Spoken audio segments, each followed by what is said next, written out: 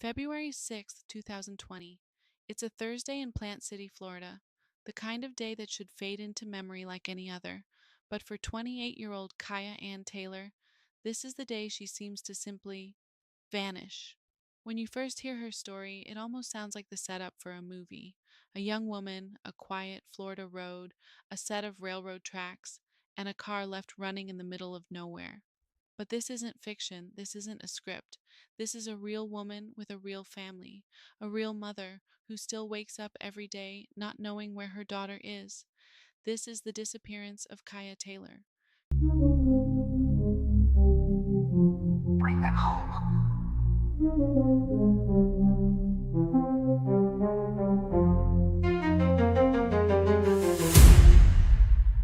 Cieha was 28 years old when she went missing. She wasn't a headline. She wasn't a podcast topic. She was a daughter, a friend, a woman trying to figure out life like the rest of us. She'd grown up between the Plant City and Dade City area of Florida, the kind of place where the roads stretch out flat and long, where railroad tracks cut through fields and neighborhoods, and the sound of a train horn is just part of the background. You can almost picture it, the humid air, the sun starting to drop, shadows getting longer across the asphalt. On February 6th, 2020, sometime around 4 p.m., Cieha is last seen dropping her boyfriend off at a house on Cowart Road in Plant City. It's just another piece of a normal day. We all know what that feels like, running errands, dealing with relationships, trying to keep things together. But what happens next is anything but normal. Only a few hours later, at around 7 p.m., someone spots a car sitting on the railroad tracks near East Trapnell Road, just west of Jab Tucker Road in Plant City. It's a black Toyota Solara. The car is sitting partially on the tracks. The engine is still running. The doors are unlocked. And inside are Cieha belongings, her wallet, her phone, her keys, everything that says, I'm coming right back, everything that screams, I didn't walk away from my life on purpose. And yet, there is no sign of Cieha. Imagine being the person who finds that car. You see it there, idling on the tracks, no one in sight. It's eerie, it's dangerous, and it raises a question that's impossible to ignore. Where is the driver? Law enforcement moves the car off the tracks, reportedly hoping that whoever left it there would come back. On paper, it might sound procedural, but for anyone who's ever followed a missing persons case, or for a family desperate for answers, it feels like something else. A potential crime scene, rolled away, evidence may be disturbed, moments may be lost forever, because at this point, nobody knows that the owner of that car is about to become a missing person, that somebody's daughter has just silently fallen off the map. In the hours and days that follow, fragments of sightings begin to drift in. Some witnesses claim they saw a woman who looked like Cieha walking away from the area where the car was left. No one seems completely certain. No one can say exactly where she went. It's more of a shadow than a solid fact, a possibility floating just out of reach. Law enforcement and volunteers search the area around the tracks multiple times. Thick brush, ditches, side roads. It's not a gentle landscape. Anyone who's ever walked along a rural railroad track knows how exposed and alone it can feel. There's nowhere to hide from the silence, nowhere for the questions to go. But still, nothing. No confirmed trace of Cieha. And then, something appears. Sometime after her disappearance, searchers notice something that feels more like a message than a clue. Near a drainage pipe, close to a telephone pole where one of her missing posters has been hung, someone finds one of Kaya's shoes. Think about that for a moment. Not both shoes tossed aside in a panic, not a pair kicked off in a hurry, just one, found near a pole with her face on it.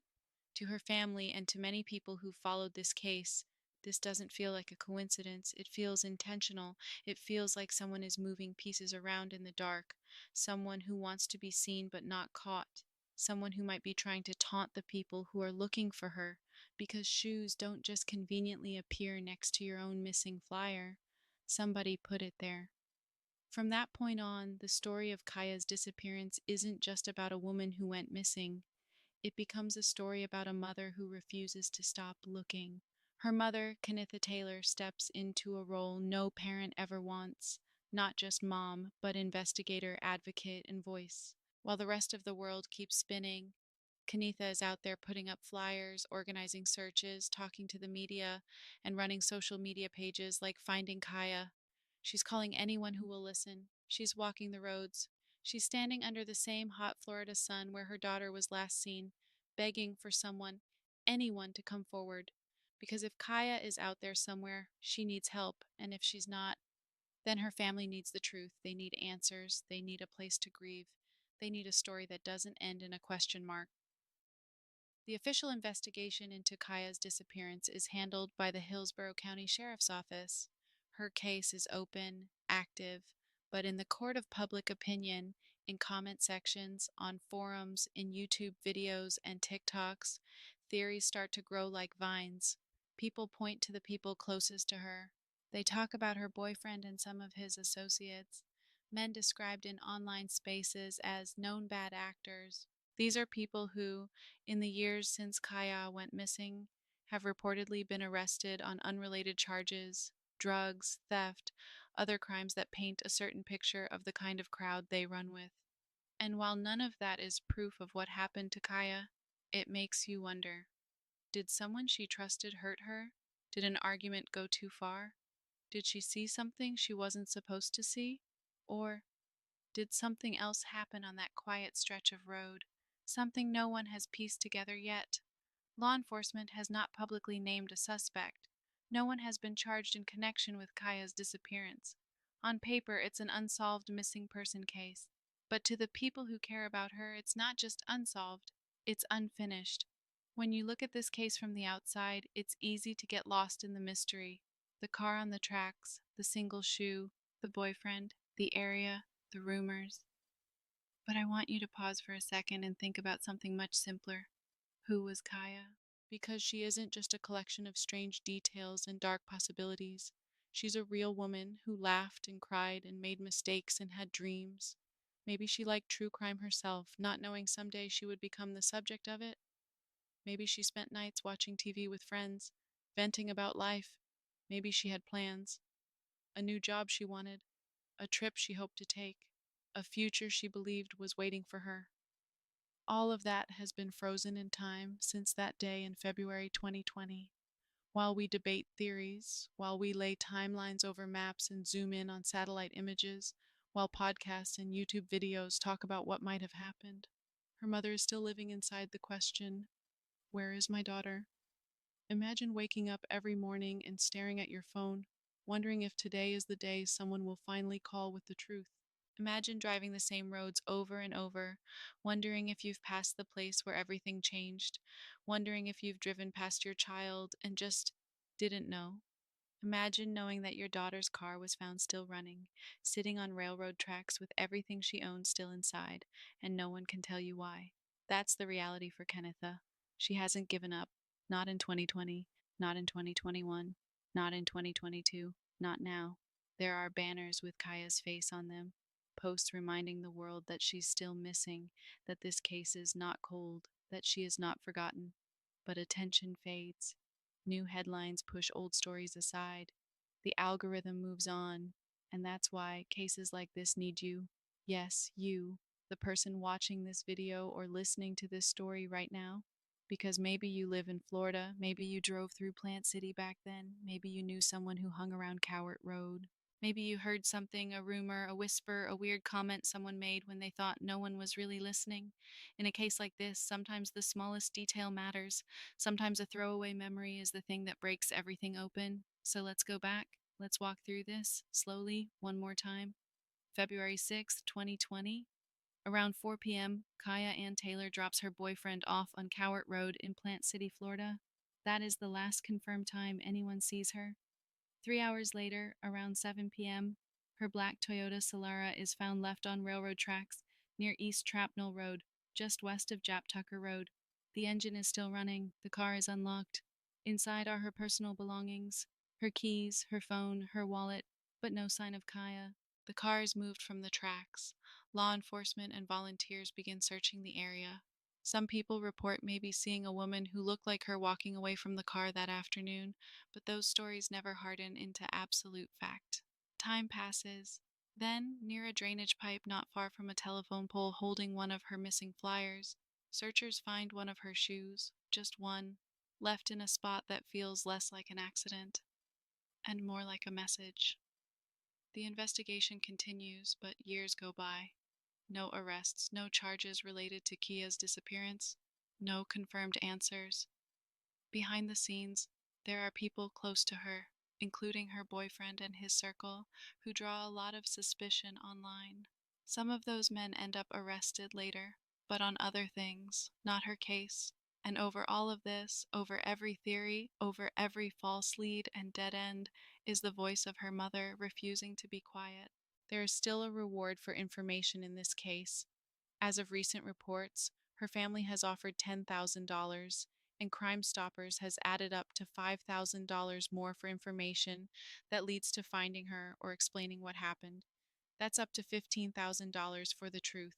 But the real reward isn't the money. The real reward is giving a grieving mother a chance to know what happened to her child. The real reward is giving Kaya back her identity as a person, not just a mystery. Because right now her story is like an unfinished sentence, cut off mid thought, left hanging in mid air over the railroad tracks where her car was found. If you're watching this and you've ever felt invisible, if you've ever felt like the world wouldn't notice if you disappeared, I want you to hear this. There are people out there like Canitha who will never stop searching for their children, for the truth, for justice. And there are people like you, people who share stories, who keep names alive, who refuse to let these cases sink beneath the surface. That matters. It matters more than you think. Every time you share a post, every time you talk about a missing person, every time you say their name out loud, you're fighting back against the silence that wants to swallow them. So tonight, say her name, Cieha Ann Taylor. Not just as a victim, not just as a case file, but as a woman whose life didn't just stop meaning something because the trail went cold. If you have any information about what happened to Cieha, no matter how small, no matter how unsure you are urged to contact the Hillsborough County Sheriff's Office or reach out to Crime Stoppers in the Tampa Bay area. You can remain anonymous. You don't have to go on record. You don't have to be certain. You just have to be willing to tell what you know.